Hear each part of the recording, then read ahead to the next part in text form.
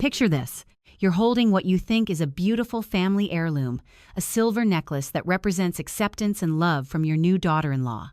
But what if I told you that same necklace was actually a carefully crafted murder weapon, designed to slowly steal your life one poisoned breath at a time?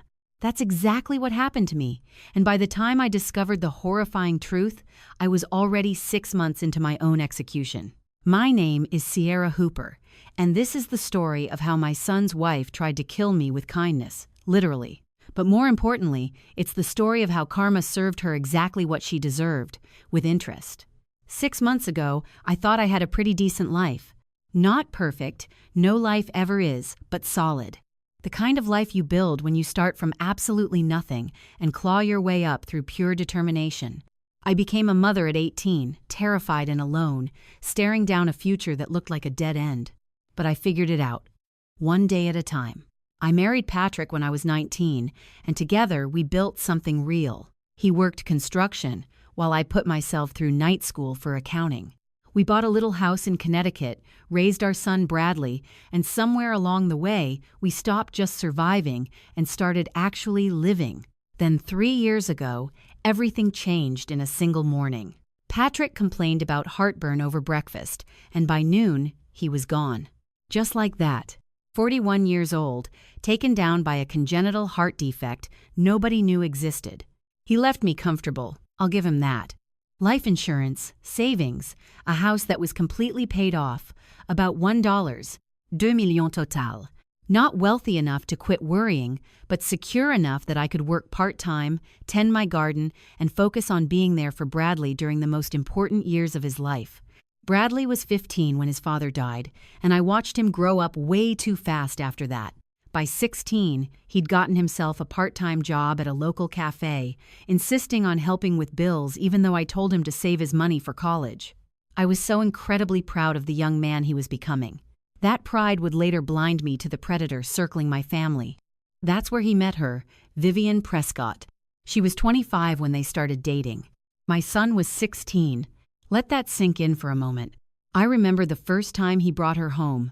This stunning woman with perfect hair and a smile that could sell ice to someone living in Antarctica. She was charming, sophisticated, laughing at all my terrible jokes and raving about my cooking like I was some kind of culinary genius. She told me what an amazing job I'd done raising Bradley, how lucky she was to have found such a wonderful family. And something deep in my gut screamed that this was all wrong, but I forced myself to ignore it. I told myself I was being an overprotective mother, that I was jealous of losing my son to another woman. That's normal, right? Every mother feels that way when her child finds love. My sister Nayen didn't ignore those warning bells. Nayen is 8 years older than me, and she's never learned the fine art of keeping her opinions to herself. Thank God for that. That woman is a predator, she told me, straight to my face. A 25-year-old sniffing around a teenage boy? She's not in love with him, Sierra. She's hunting him. I defended Vivien like my life depended on it. I said Nayen was being paranoid and unfair. We had a massive argument that left both of us hurt and angry. Nayen finally threw up her hands and said she'd keep her mouth shut from now on, but her eyes told me she'd just be waiting and watching. 18 months ago, Bradley turned 17 and begged me to let him marry Vivien.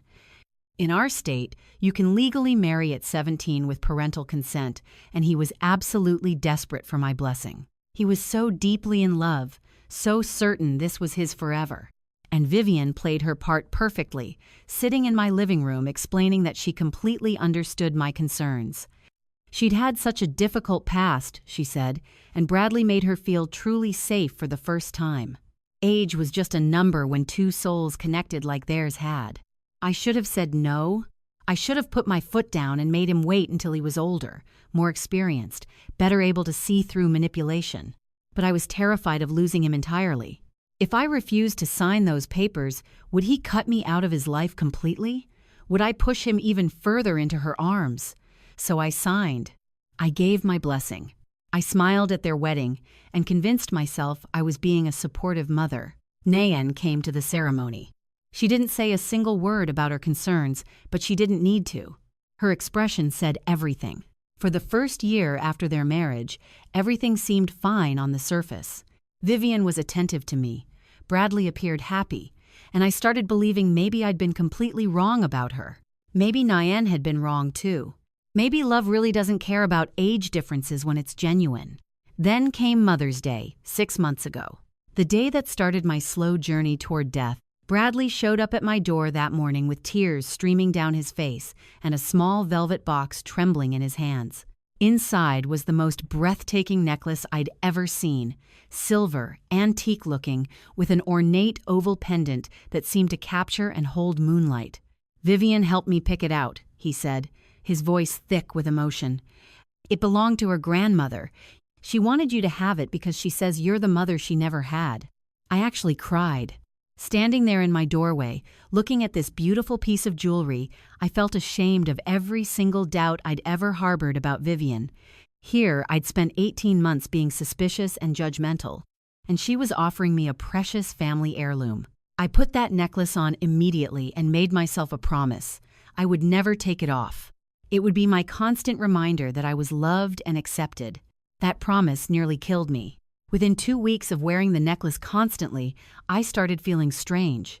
It began with morning nausea that had me waking up feeling like I'd been spinning in circles all night.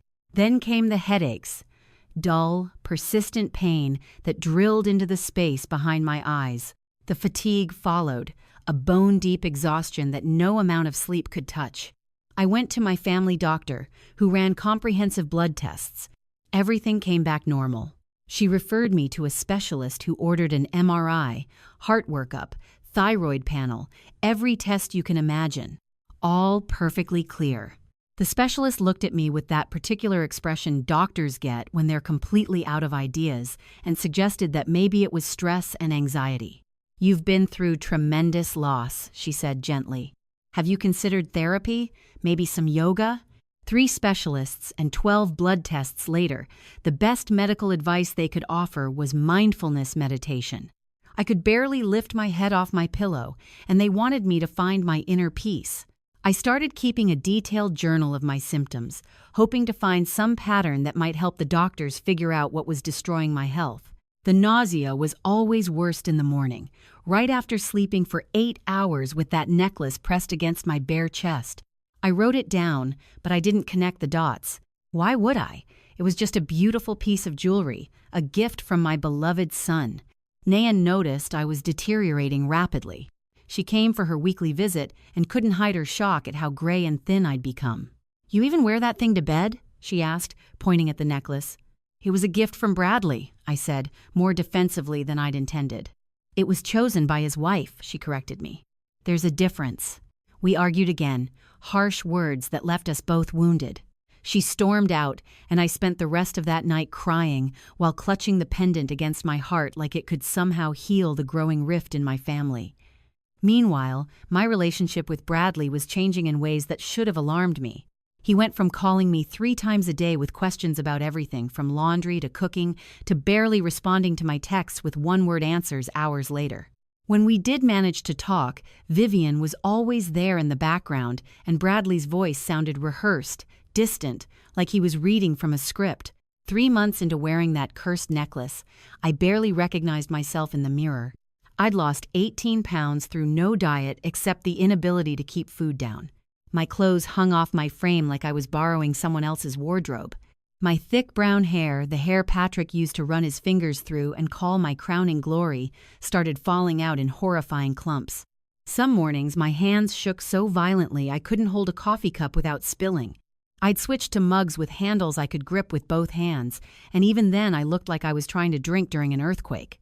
My doctor added essential tremor to my growing list of mysterious symptoms and suggested I cut back on caffeine. I stared at myself in that bathroom mirror and saw a ghost. Hollow cheeks, dull eyes, skin that had lost all its natural warmth. I was 36 years old, but I looked 50 and felt 80. Yet, I kept wearing that necklace every single day because taking it off felt like rejecting my son's love.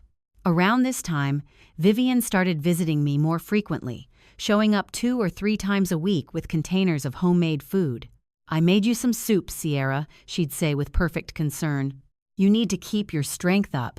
She'd bring smoothies blended with turmeric and ginger, herbal teas that were supposed to boost energy, all kinds of remedies for my mysterious illness. She was the picture of the devoted daughter-in-law, checking on her sick mother-in-law, bringing comfort and care. Part of me was genuinely touched by her attention. Part of me desperately wanted to believe this concern was real. But then came the suggestions. Subtle at first, but increasingly bold as my health declined. Managing finances while you're so unwell must be incredibly stressful, she said during one visit, her voice dripping with manufactured worry. Have you thought about simplifying things? Maybe adding someone trustworthy to your accounts, just in case something happens. My accounting background, foggy as it had become, still sent up warning signals. I'm perfectly capable of managing my own finances, I told her firmly. Of course you are, she said smoothly. I just worry about you, that's all. A week later, she suggested I meet with a financial advisor, a family friend, she called him. Very trustworthy. He'd helped her aunt restructure her entire portfolio, and now she was so much more financially secure. His name was Gilbert Stowe, and he came to my house because I was too weak to travel anywhere. Late 20s, expensive suit, smile that was about 10% too wide to be genuine. He spread charts and graphs across my kitchen table like he was performing surgery and pushed aggressive investment strategies that made no sense. He wanted me to liquidate my stable mutual funds and move everything into high-yield opportunities that he couldn't quite explain in plain English. I've been doing accounting for 15 years. I know a predatory financial pitch when I hear one, even through a fog of illness. I'll think about it, I said, which is polite code for absolutely not in this lifetime. Gilbert's smile flickered for just a moment, like a light bulb with loose wiring. Vivien's reaction to my hesitation was even more telling. Her voice on the phone remained sweet as always, but there was definitely an edge underneath. Gilbert is very well respected in his field. I thought you'd trust my judgment by now. That wasn't disappointment in her voice. That was carefully controlled anger. Then came the weekend that accidentally saved my life. My college roommate Patty invited me to visit her in Vermont. I almost canceled. I felt too sick to travel, too exhausted to be decent company. But Nayen practically shoved me into my car. Fresh mountain air will help, she insisted. Trees, nature, get away from all this stress for a few days. I packed quickly, throwing clothes into a bag without much thought. I was halfway to Vermont before I realized I'd forgotten the necklace. It was sitting on my nightstand where I'd placed it while changing shirts. For a moment, I seriously considered turning around and driving back for it. That necklace had become my security blanket, my proof that I was loved and accepted by my new family. But I was already an hour into the drive, and I was so completely exhausted. I decided to continue without it. Day 1 in Vermont. Still nauseous, still weak, apologizing constantly to Patty for being such terrible company. Day 2. Slightly better. I managed to eat half a sandwich without immediately feeling sick. Day 3. I woke up feeling almost normal for the first time in months. The crushing nausea was gone. My hands were steady. I had actual energy. I ate a full breakfast, eggs, toast, bacon, the complete works, and kept every bit of it down. Must be this wonderful mountain air, I told Patty, who was thrilled to see me looking more like myself. I drove home Sunday night feeling better than I had in ages, completely revitalized. I walked into my bedroom, saw the necklace waiting on the nightstand, and immediately put it back on. I'd missed it terribly, missed the comforting weight of it against my chest. Monday morning, I woke up violently sick. The nausea had returned with a vengeance. By Tuesday, the crushing headache was back. By Wednesday, my hands were shaking again like autumn leaves. I still didn't make the connection. Why would I? It was just a piece of jewelry. A beautiful gift from my son and daughter-in-law. But fate wasn't finished revealing the truth to me yet. 2 weeks after my fight with Nayen, the guilt was absolutely eating me alive. We'd never gone this long without speaking to each other. Through everything, my teenage pregnancy, Patrick's sudden death, every crisis, large and small, Nayen had been my constant support system. And I'd thrown her out of my house for telling me truths I wasn't ready to hear. Her birthday was approaching, and I needed to make things right between us. Despite feeling like death itself, I forced myself to get dressed and drive downtown to find her the perfect apology gift. Nyan had always loved vintage jewelry, real antiques, pieces with genuine history and character. I'd find her something truly beautiful, show up at her door with both a gift and a heartfelt apology, and we'd heal this painful rift between us. That's how I ended up at Whitmore's Antiques and Curiosities, a shop I'd passed hundreds of times but never entered. It was one of those places that looked like it had existed since the town was founded. Dusty windows, faded awning, hand-painted sign that was more charm than advertisement. A brass bell chimed when I pushed open the heavy door. The smell hit me immediately. Old wood, furniture polish, and that distinctive scent of aged paper and accumulated memories. Display cases lined every wall, filled with pocket watches, jewelry, silverware, and curiosities I couldn't even identify. "Be right with you," called a voice from somewhere in the back. An elderly man emerged from behind a curtain, at least 75 years old, with silver hair and kind eyes behind thick glasses. He moved slowly but steadily, wiping his hands on a cloth. "My son runs the shop now," he explained, "but he's out on an appraisal call. I'm Clement. How can I help you today?" I explained that I was looking for vintage jewelry for my sister's birthday, something special to mend a relationship that meant everything to me. He nodded knowingly and gestured toward an elegant display case. "Victorian pieces are over there, Art Deco in the middle section. If you're looking for something truly exceptional, I have some estate pieces in the back that just arrived." I browsed for a while, occasionally touching my own necklace out of habit. The weight of it had become so familiar that I didn't even notice the gesture anymore. It was just part of me. But Clement noticed. "That's a very interesting piece you're wearing," he said, his experienced eyes focusing on my pendant. "May I take a closer look at it?" I unclasped the necklace and handed it over without any hesitation.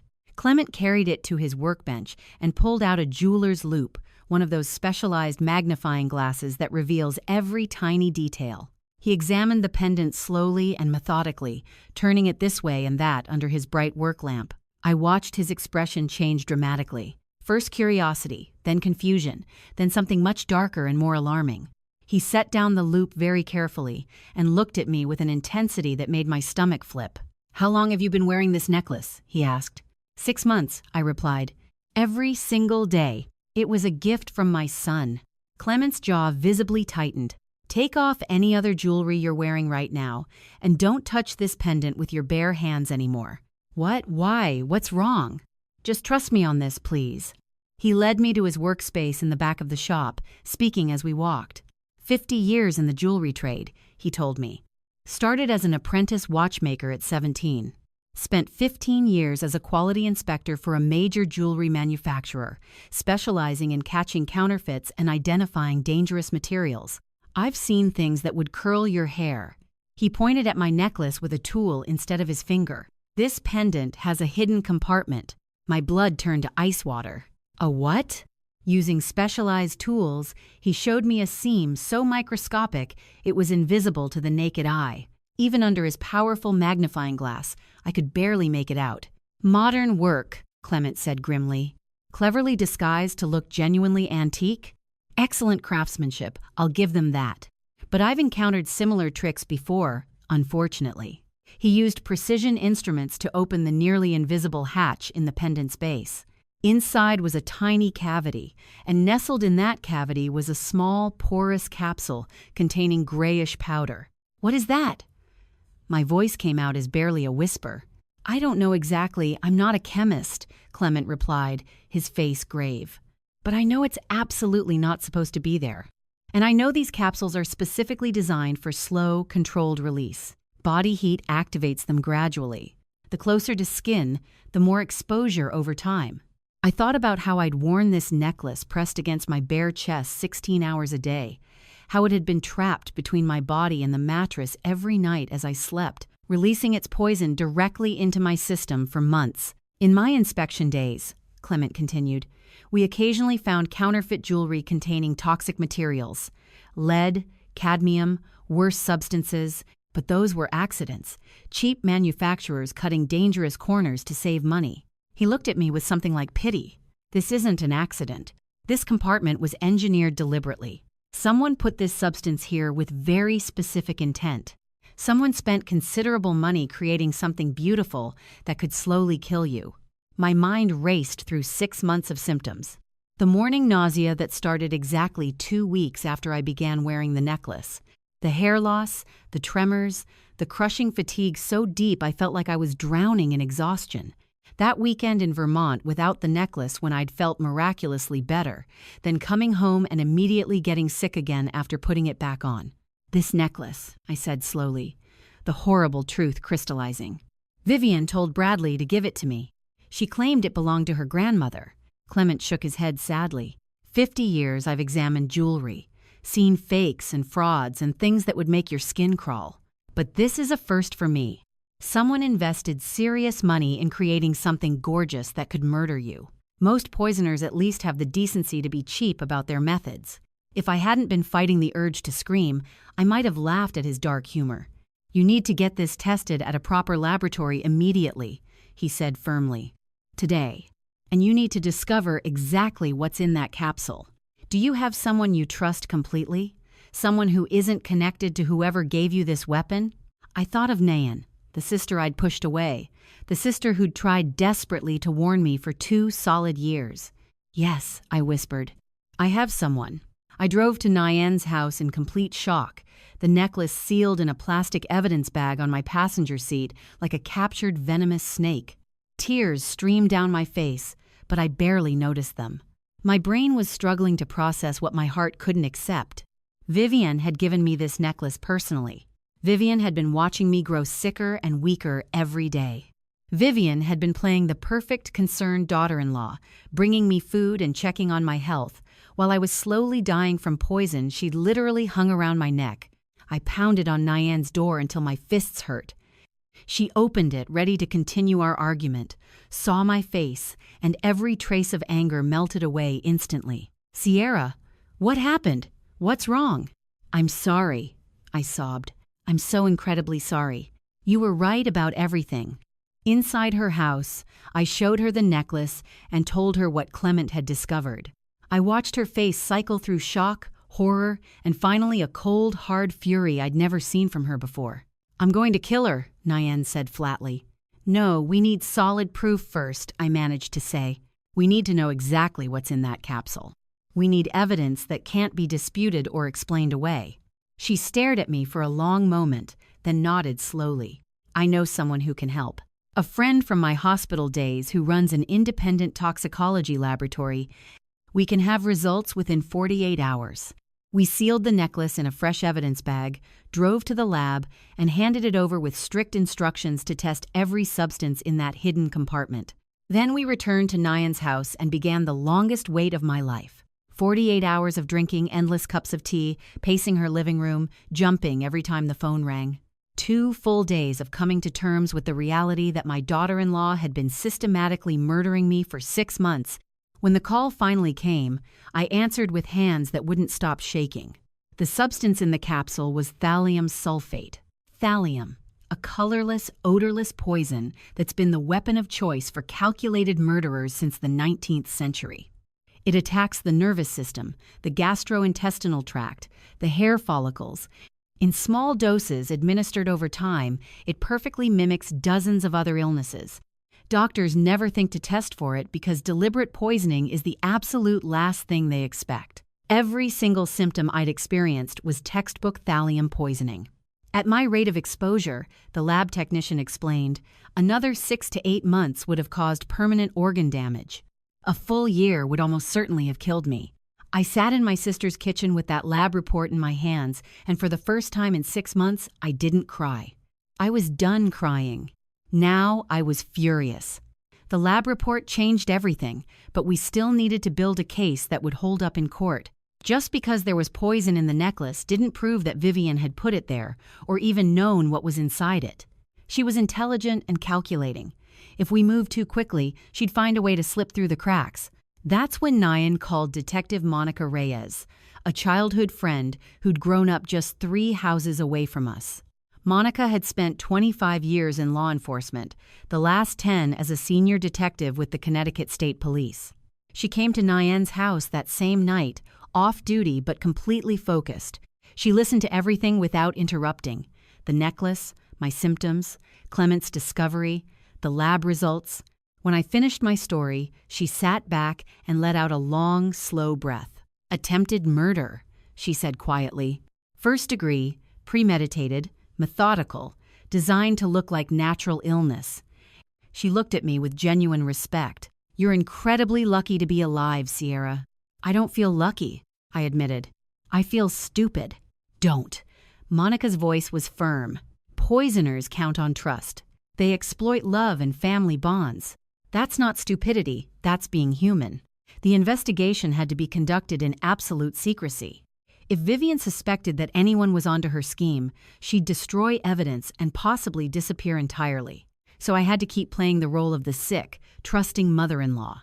I had to let Vivien continue visiting me, bringing her poisoned smoothies, patting my hand with fake concern while plotting my death. It was the hardest acting job of my life, but Monica promised it would only be a few more weeks. The investigation was incredibly thorough. Monica's cybercrime unit traced the purchase of thallium sulfate through multiple shell companies and cryptocurrency transactions. Someone had worked very hard to cover their tracks, but criminals always make mistakes eventually. The trail led to a post office box, then to a limited liability company, and finally to an email address. Vivien2019, Gmail. Vivien's old college email account that she'd probably forgotten she still had. The custom necklace was traced to an overseas jeweler who specialized in pieces with hidden compartments. His legitimate business involved creating emergency medication storage for people with severe allergies, a concealed dose of epinephrine in a pendant, that sort of thing. But for enough money, he didn't ask questions about what went into those secret spaces. But Monica wanted more than email records and purchase receipts. She wanted Vivien on tape, incriminating herself in her own words. "We need to give her an opportunity she can't resist," Monica explained. "Something that makes her drop her guard completely." I thought about all of Vivien's suggestions over the past months, the financial advisor, the power of attorney requests, her constant gentle pressure to simplify my finances. "She wants my money," I said slowly. "She's been trying to get access to my accounts for months. What if I finally say yes?" Monica smiled, and it wasn't a pleasant expression. That could work perfectly. But first, she had news about Gilbert Stowe, the financial advisor Vivien had been pushing me to hire. He was already under federal investigation. Multiple elderly clients had lost their entire life savings through his so-called high-yield investment opportunities. The FBI had been building a fraud case against him for 18 months, and his connection to Vivien wasn't coincidental. They dated for 3 years in college, supposedly broke up right before she met Bradley, but phone records told a completely different story. They'd never stopped communicating. Hundreds of calls, thousands of text messages. They weren't ex-lovers who'd remained friends. They were active partners in crime. The complete plan crystallized in my mind like ice forming on glass. Vivien marries young, naive Bradley and slowly isolates him from his mother. Meanwhile, she begins poisoning me gradually. The doctors never find anything because thallium poisoning isn't on their radar. I decline over months or years, eventually dying of apparent natural causes. Bradley inherits everything, but he trusts his wife completely. She gains control of the money. Gilbert helps move the funds offshore. They split my life insurance and disappear. $1.2 million. That's what my life was worth to them. In 30 years of police work, Monica told me, I've seen plenty of stupid criminals.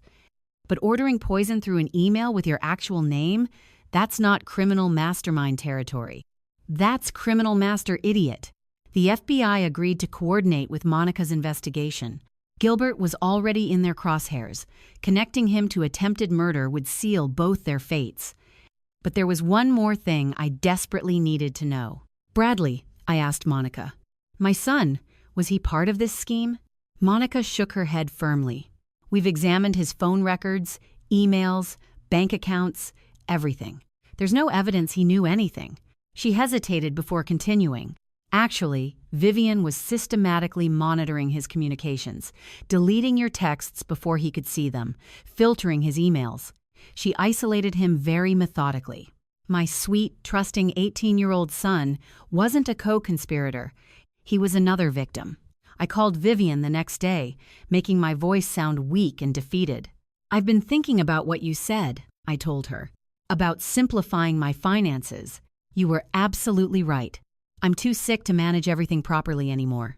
I could practically hear her purring with satisfaction on the other end of the line. "Oh, Sierra, I'm so relieved you're finally seeing reason," she said. "I've been desperately worried about you. Should we meet to discuss everything?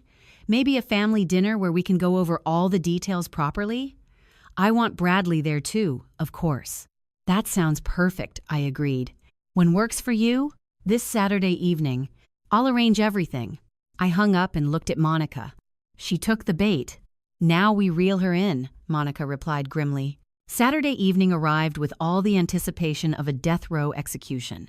Vivien had pulled out every stop, candles flickering on the dining table, fresh flowers in crystal vases, expensive wine breathing in a decanter. The house smelled like roasted chicken, rosemary, and impending justice. A woman I didn't recognize sat in the corner with a leather portfolio on her lap. "This is Patricia," Vivien said smoothly. "She's a notary public. I thought we'd make everything official tonight, save you the trouble of extra trips when you're feeling so unwell." What Vivien didn't know was that Patricia was actually Officer Janet Moreno, working undercover. The notary license was legitimate. Monica had arranged that, but so was the badge hidden in her purse. Outside, unmarked police cars were positioned on 3 different streets. Monica herself was parked 2 blocks away, listening to every word through the wire taped to my chest. The dinner was absolutely excruciating. Vivien chattered about recipes and home decor while I pushed food around my plate. Nayan's jaw was clenched so tightly I worried she might crack a tooth. Bradley kept glancing between all of us, confusion and fear warring on his young face. Finally, the plates were cleared and Vivien produced her leather folder. "I had my attorney draw these up," she said, sliding documents across the table. "Standard power of attorney forms. They just mean I can help manage your finances if you're too ill to handle everything yourself. Nothing scary." She placed an expensive pen beside the papers. "Just sign here, and here, and here." Her finger traced the signature lines like she was caressing them. "Then you won't have to worry about anything ever again." I picked up the pen, letting my hand tremble slightly, partly for show, partly genuine nervousness. I held it over the first signature line, then set it down carefully. "Before I sign anything," I said quietly, "I have a question about my necklace." The tiniest flicker of panic crossed Vivien's face, so fast I almost missed it. "Your necklace?" I reached into my purse and pulled out the evidence bag containing the silver pendant. It gleamed through the plastic like a beautiful, deadly star. I set it on the table directly between us. "I had this tested, Vivien." Complete, crushing silence filled the room. "Thallium sulfate," I continued, keeping my voice perfectly steady. "Hidden in a secret compartment. 6 months of slow, calculated poisoning." The color drained from Vivien's face like water down a drain. "Mom, what are you talking about?" Bradley straightened in his chair, completely lost. I didn't look at my son. I kept my eyes locked on Vivien like a laser. "You convinced my son to give me a necklace specifically designed to kill me," I said. "You've been systematically murdering me for 6 months, slowly and carefully, so it would look like natural illness. So no one would ever suspect foul play." "Sierra," Vivien's voice was higher now, strained with panic. "You're confused. You've been so sick, so stressed. The doctors said—" "The doctors couldn't find anything because they weren't looking for poison," I interrupted. I pulled out the lab report and laid it on the table like a trump card. "The purchase records trace directly back to your email address. Your college email, Vivien. VivienP2019 Gmail." Her eyes darted toward the nearest door, calculating escape routes. "And Gilbert?" I continued relentlessly. "Your so-called family friend, financial advisor who was going to help me invest my money? He's your college boyfriend. The FBI has been investigating him for 18 months for elder fraud, and he completely flipped on you 3 days ago." That broke her composure entirely. "That's a lie." Her voice cracked like breaking glass. "He would never betray me. He wouldn't dare. He's facing 20 years for fraud alone, I said calmly. Adding conspiracy to commit murder means life in prison. He wasn't going down alone for your scheme. Patricia stood up from her corner position, her hand moving toward the badge in her purse. Vivien Prescott, you're under arrest for attempted murder in the first degree. For one frozen moment, nobody in the room moved or breathed. Then Vivien lunged, not toward me or toward the back door, but straight past Bradley, shoving him hard into the wall as she sprinted for the kitchen exit. She made it exactly 3 steps before 2 officers came through the back door. She spun desperately toward the front entrance. 2 more officers blocked her path. There was absolutely nowhere left to run. The handcuffs clicked around her wrists, and something inside Vivien completely snapped. The careful mask didn't just slip, it shattered into a million pieces. You were supposed to die. She screamed at me, thrashing violently against the officers, restraining her. You were supposed to just die. Thanks for sticking around. If you love this ending, subscribe and hit the bell so you're always first to watch. Comment below.